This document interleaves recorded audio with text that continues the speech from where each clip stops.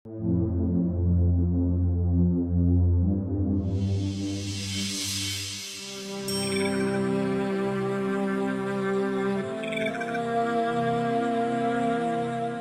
বিকেল থেকে বসে আছি, একটাও মাছ ধরার নৌকা এলো না। আজকে বাড়িতেই যাব না, ওরা আসলে ওদের সঙ্গে কথা বলে তবেই যাব। প্রয়োজন হয় কাল থেকে সকাল সকাল এসে ওদের সাথে মাছ ধরতে যাব। এখন এখানেই ঘুমিয়ে নেই।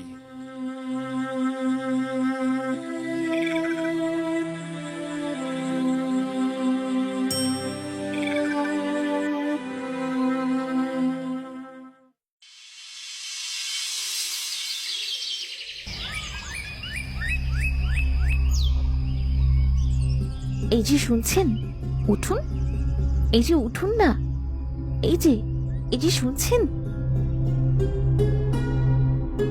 কে কে ডাকে আমাকে?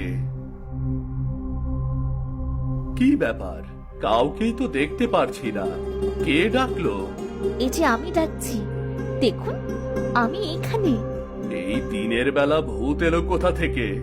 কাউকেই তো দেখতে পাচ্ছি না, অথচ ডাকছে।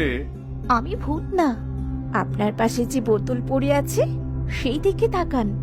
আমি বোতলের মধ্যে থেকেই ডাকছি আপনাকে। বোতলের মধ্যে?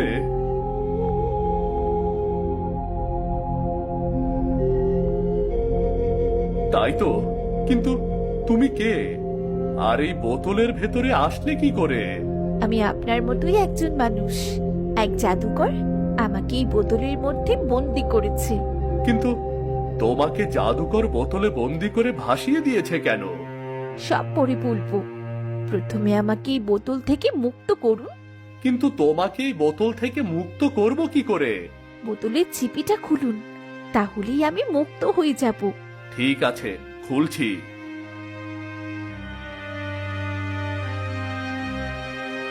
না, কিছুতেই ছিপিটা খুলছে না। তাহলে বোতলটা ভেঙে ফেলুন। ভেঙে ফেলতে হবে। ঠিক আছে, ভাঙছি।